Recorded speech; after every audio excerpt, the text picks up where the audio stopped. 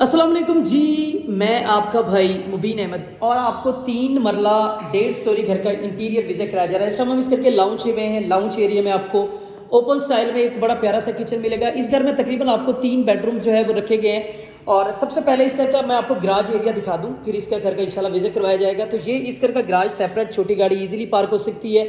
यहाँ पर आपको जो है नीचे स्टोरेज के लिए ऑप्शन है, एक वॉशरूम आपको गराज में मिलता है, सेपरेट सीढ़ियाँ, एक बेडरूम ऊपर भी आपको मिलेगा। और ये लॉबी एरिया से आपको जो है एक इस घर का पहला बेडरूम एज अ पॉडरूम इसको बना सकते हैं। आपको यहाँ पर मिलता है, सीलिंग की डिज़ाइन ज़बरदस्त है और ये खूबसूरत सा किचन आपका मिल गया। और ये इस घर का जो है आपका मास्टर साइज का बेडरूम, जहाँ पर आपको जो है वो 3 सेक्शन में फुल IT वार्डरोब तैयार की गई है। सीलिंग की डिज़ाइन आप देख सकते हैं, बड़े ही प्यारे हैं। और ये इस घर का जो है आपका दूसरा वॉशरूम आ गया।